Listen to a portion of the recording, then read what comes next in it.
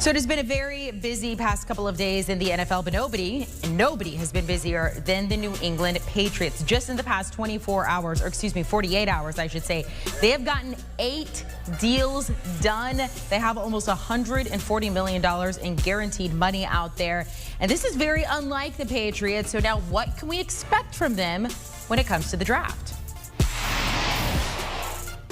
Let's welcome in draft expert Ryan Wilson to talk about this. All right, Ryan, Patriots, they're picking at 15, and they've addressed a lot of their needs so far in free agency. So this leaves us wondering what they're going to do in the draft, and you may be thinking quarterback.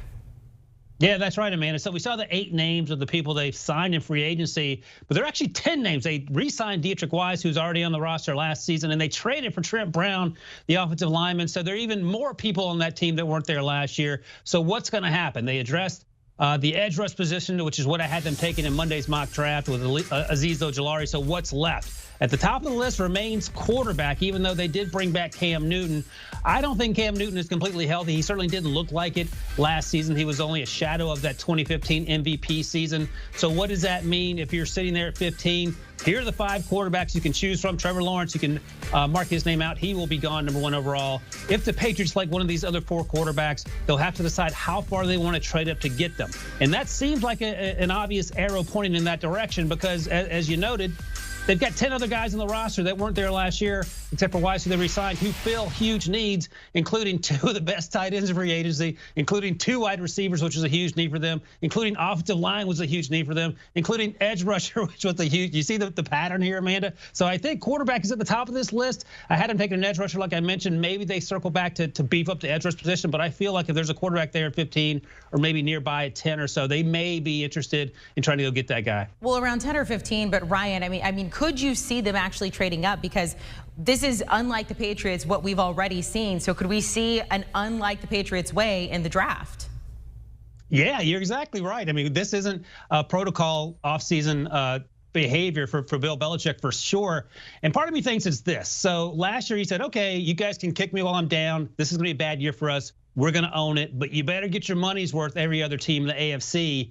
The Buccaneers and Tom Brady won the Super Bowl, so that's a warning sign, I should say, to the rest of the AFC and the AFC East in particular.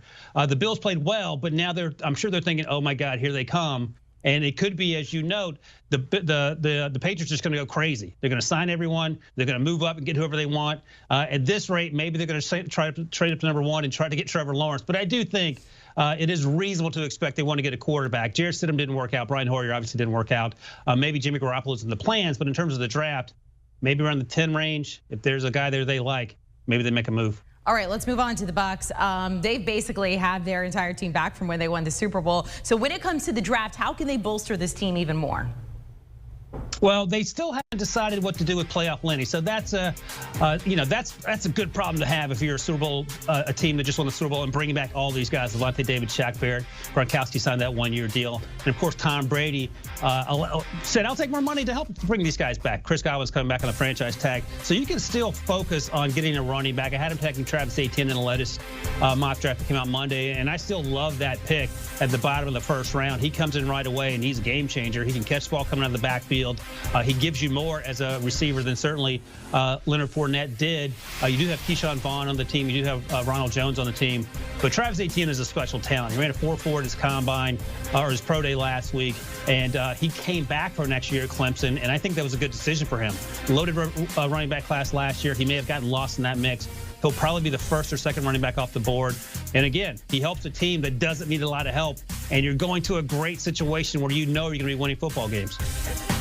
All right, let's move on to Washington because this is really interesting. Free agency impact on the draft when it comes to the Washington football team. They did sign Ryan Fitzpatrick to that 1-year deal. They have the 9th overall pick. Your latest mock has them taking Trey Lance.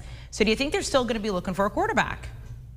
Yeah, so fun fact, Amanda, they actually had the 19th pick, but I had them trading up because I thought, okay, listen, they got rid of Dwayne Haskins during the year. Yes, they gave Taylor Heineke that 2-year deal, but is he a long-term solution? Doesn't feel like it. And of course, they moved on from Alex Smith in recent weeks. So they certainly seem like a team that's destined to go get a quarterback.